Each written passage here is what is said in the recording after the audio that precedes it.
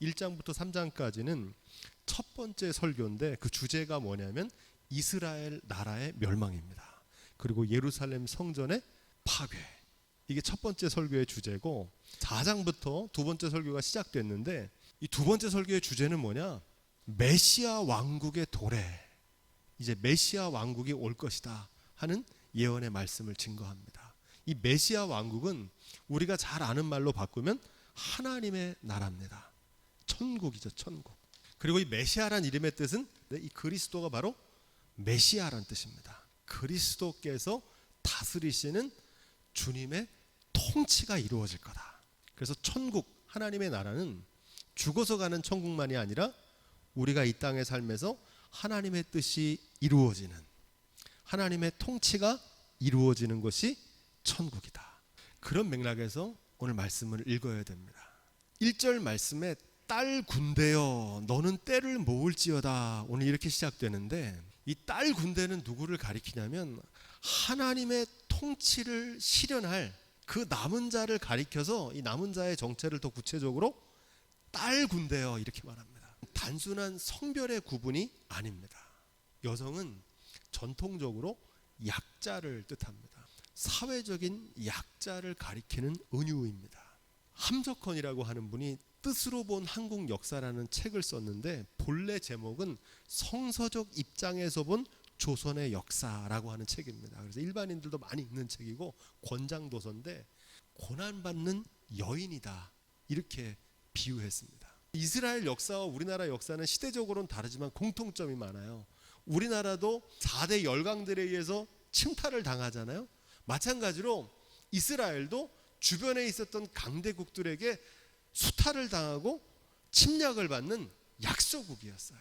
그런 이스라엘에 대한 은유적인 묘사가 바로 딸 군대요 이렇게 말합니다.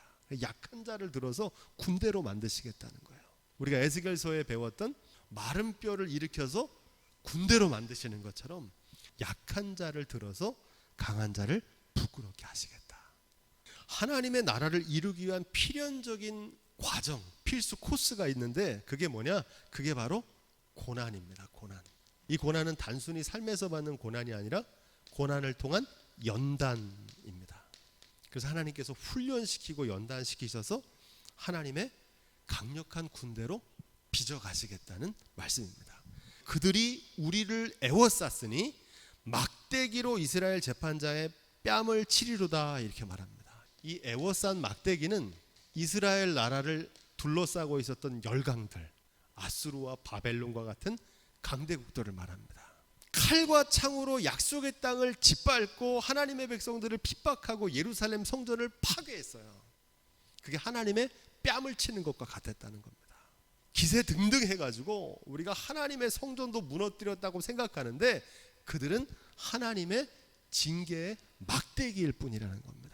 사람 막대기와 인생 채찍으로 하나님의 백성들이 바른 길 가지 않을 때 돌이키게 하신다고 말씀하셨어요. 그 인생의 막대기가 뭡니까? 삶에서 만나는 고난과 환난과 재난입니다. 그 막대기를 두려워할 게 아니라 막대기를 들고 계신 하나님을 두려워해야 될 줄로 믿습니다. 고난에는 뜻이 있다는 겁니다. 하나님께서 고난을 통해서 우리에게 전하시는 메시지가 있는 겁니다. 이걸 다른 말로 하면 고난의 신비라고 합니다. 고난 속에 하나님의 섭리가 있는 거예요.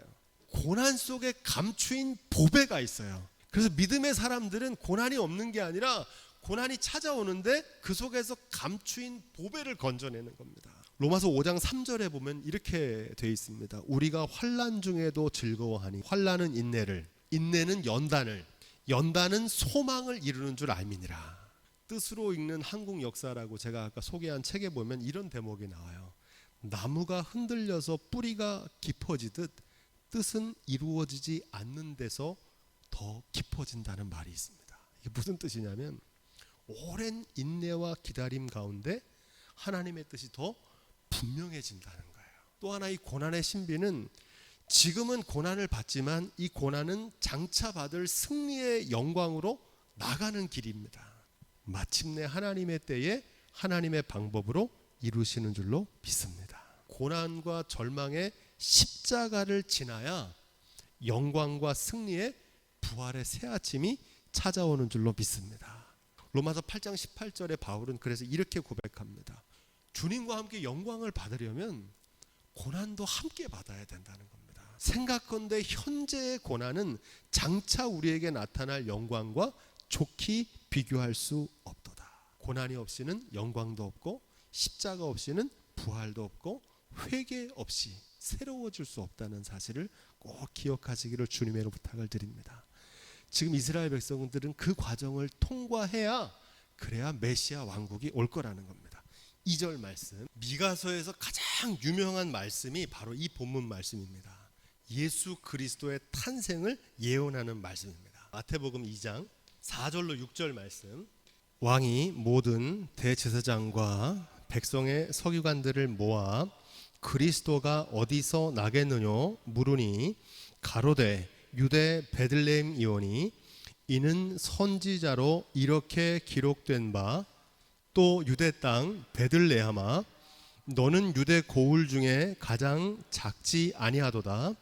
내게서 한 다스리는 자가 나와서 내 백성 이스라엘의 목자가 되리라 하였음이니이다. 아멘. 이 예언을 한 선지자가 미가입니다. 하나님의 통치를 이루실 그리스도 왕이 오실 것이다. 이스라엘을 이끄실 선한 목자 되신 예수 그리스도의 나심을 미가가 예언하고 있는 겁니다. 어디서 나신다고 그랬어요? 베들레헴에 나시는데 베들레헴은 떡집이란 뜻이고 에브라다는 베들레헴의 옛지명인데 열매란 뜻입니다. 그래서 생명의 양식 되신 예수 그리스도, 부활의 첫 열매 되신 예수 그리스도가 오실 것을 미가가 예언하고 있는 겁니다. 중요한 점은 베들레헴아 너는 작을지라도 이렇게 얘기합니다. 예수님이 태어나신 곳이 예루살렘과 같은 수도 대도시가 아니고 변두리에 이름 없는 작은 시골 베들레헴에서 나셨다는 겁니다. 하나님의 역사는 작은 자를 들어서 큰 자를 부끄럽게 하시고 이름 없는 자를 들어서 하나님의 위대한 일꾼으로 사용하시는 줄로 믿습니다. 그의 근본은 상고의 태초엔이라 이렇게 나옵니다. 태초엔. 이게 아주 중요한 말씀인데 요한복음 1장 1절에 보면 여러분들이 잘 아는 말씀이 나오는데 태초에 말씀이 계시니라 이렇게 말합니다. 14절에 보니까 말씀이 육신이 되어 우리 가운데 거하심에 우리가 그 영광을 보니 아버지 독생자의 영광이요. 누구의 영광이라고 그래요?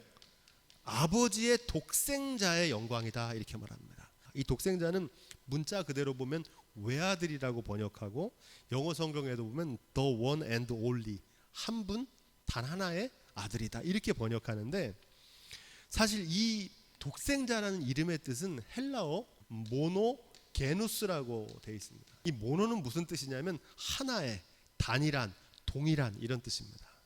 그리고 게누스는 유전자란 뜻입니다.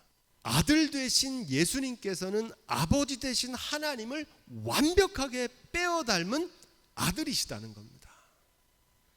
아들 예수님을 보면 아버지 되신 하나님을 보는 것과 똑같다는 겁니다. 이 말씀을 신앙적으로 뭐라고 고백하냐면은 성부, 성자, 성령, 삼위일체. 이 삼위가 동일한 분이라는 거예요. 말씀이 육신이 되신 예수님께서는 하나님의 말씀을 한치의 오차도 없이 완벽하게 삶으로 구현하셨다는 겁니다. 그래서 예수님을 보면 누구를 보는 것 같다는 거예요? 하나님을 보는 것과 같다. 이게 정통 신앙이고 기독교 신앙의 본질입니다. 유대교와 기독교의 차이가 어딨냐면 이 미가의 예언을 해석하는 게 다른 겁니다. 유대인들은 메시아가 그리스도가 아직 안 왔다고 생각하는 거예요. 그런데 기독교는 뭐냐? 예수 그리스도가 하나님이 보낸 메시아라는 겁니다. 그게 기독교와 유대교의 차이예요. 3절로 4절 말씀. 미가의 예언이 오랜 포로기가 지난 다음 약 700년 후에 평화의 왕으로 오실 예수 그리스도의 탄생으로 마침내 성취하게 될 것을 예언하고 있습니다. 인류의 역사가 5,000년인데 이 5,000년 역사 가운데 AD와 BC로 나눠집니다. 그래서 AD는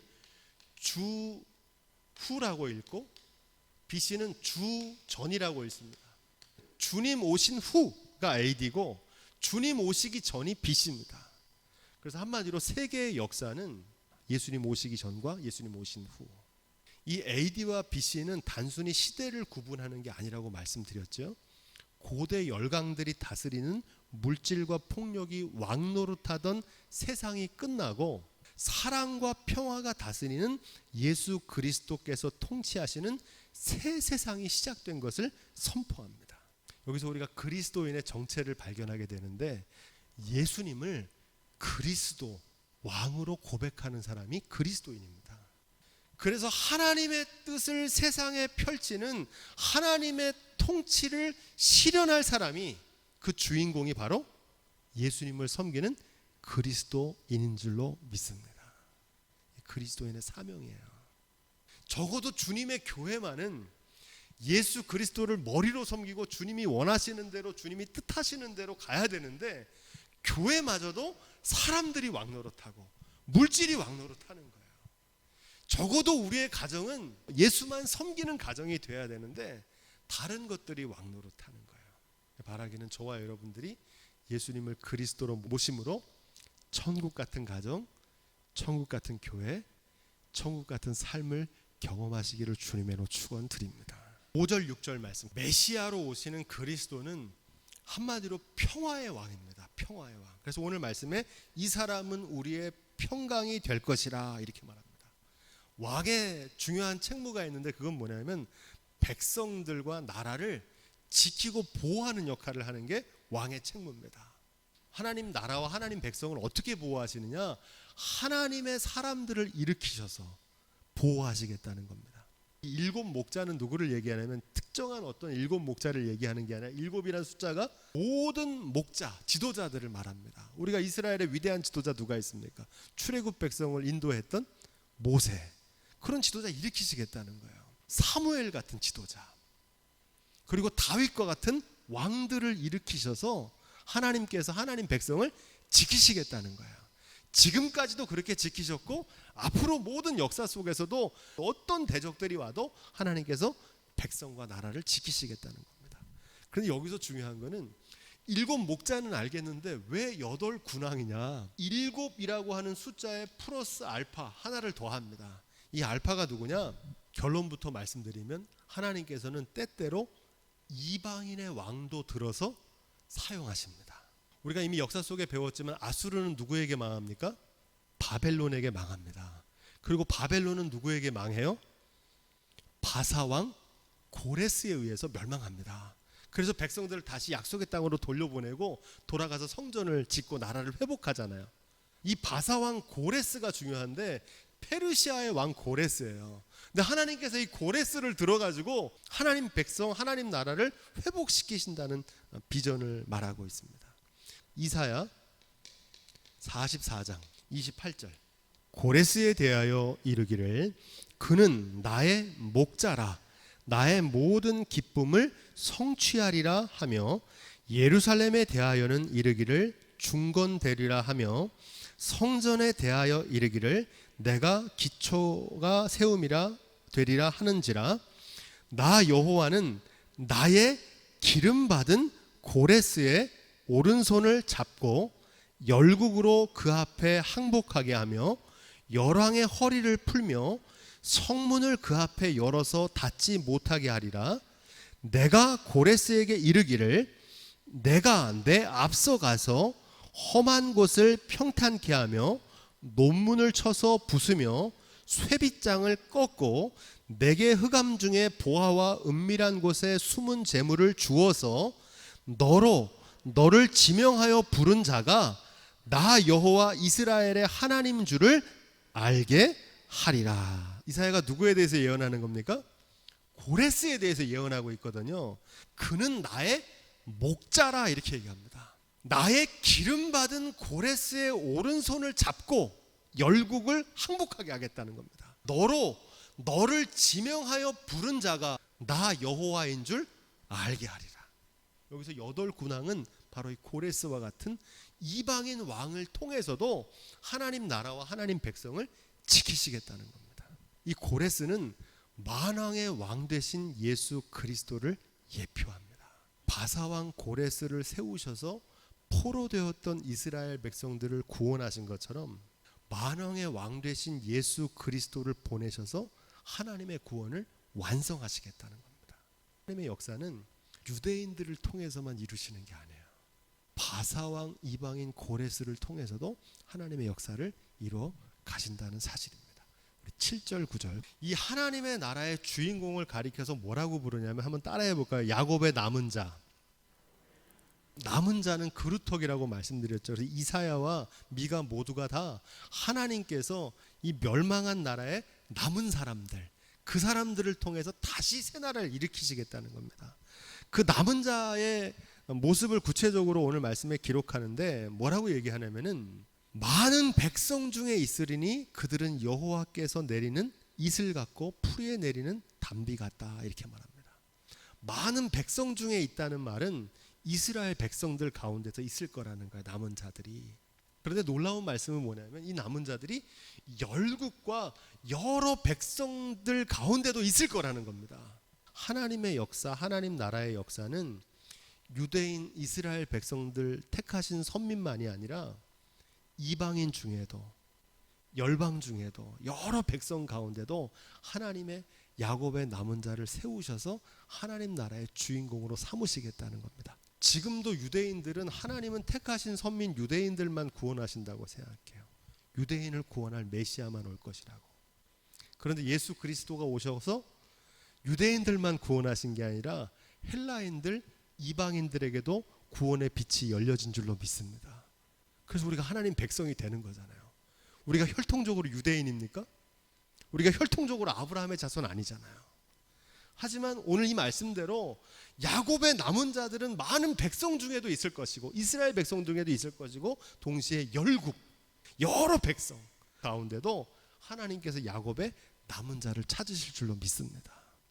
하나님을 경외하는 사람들, 하나님의 말씀에 순종하는 사람들을 통해서 하나님 나라 이루시겠다는 겁니다. 야곱의 남은 자는 하늘에 내리는 이슬이나 단비처럼 사람에 의해 세워지는 것이 아니라는 겁니다.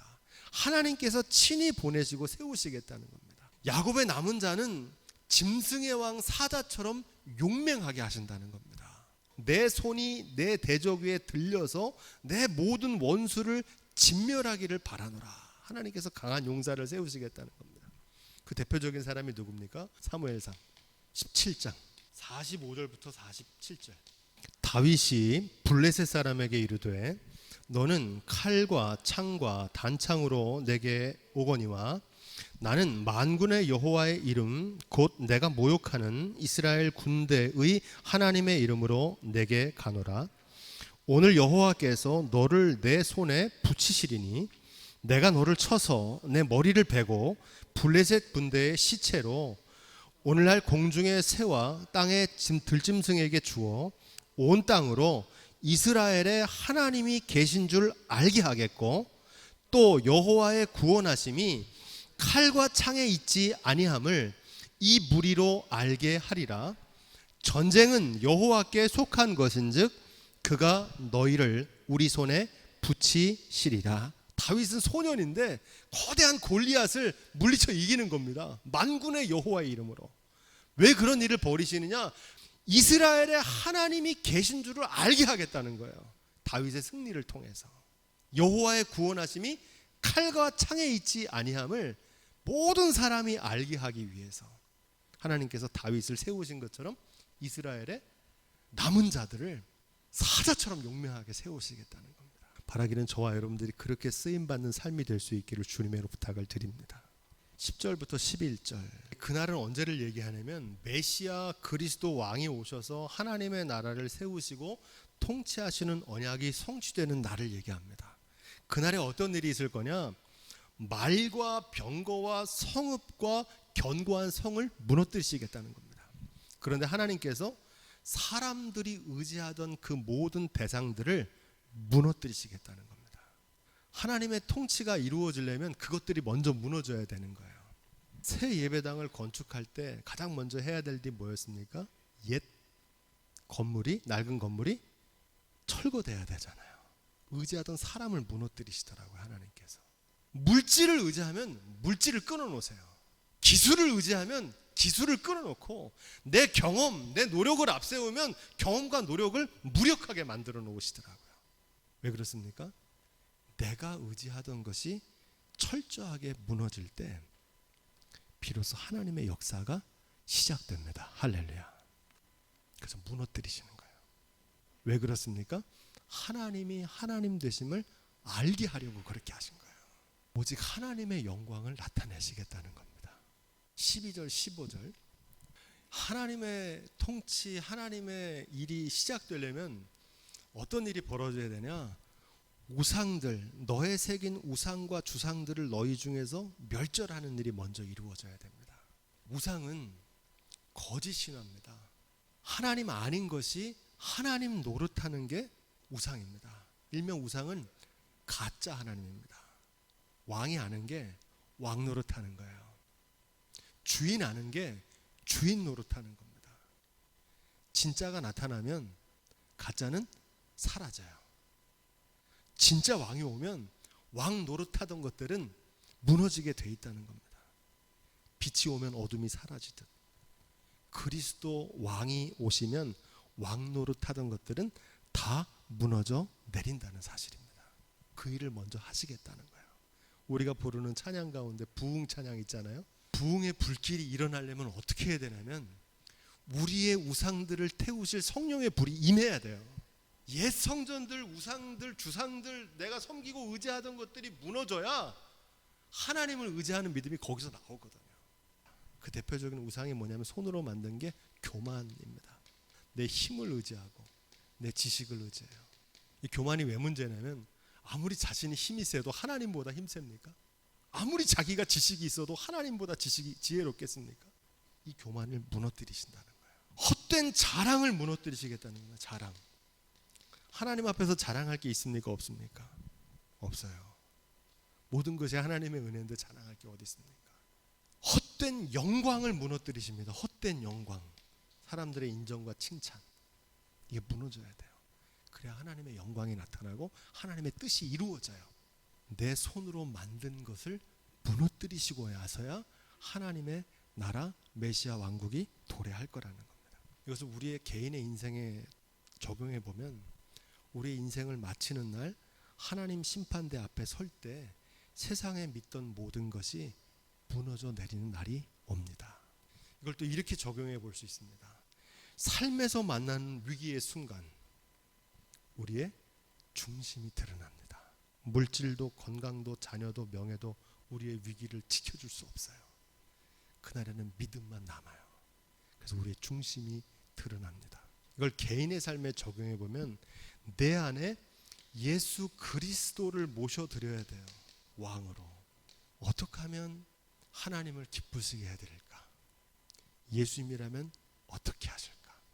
먼저 그의 나라와 그의 의를 구하는 겁니다. 여기서 나라는 뭐라고 그랬습니까? 통치. 주님의 뜻이 이루어지는 거예요. 주님의 뜻과 주님의 통치가 나의 삶 속에서 이루어지기를 기도하는 겁니다. 가정에서, 교회에서 먼저 그의 나라와 그 의를 구하는 겁니다. 그리하면 이 모든 것을 더해 주실 줄로 믿습니다. 적어도 우리의 삶 가운데, 우리의 마음 가운데 예수님을 그리스도로 모시고 살아가는 저와 여러분들이 될 수 있길 주님으로 부탁을 드립니다.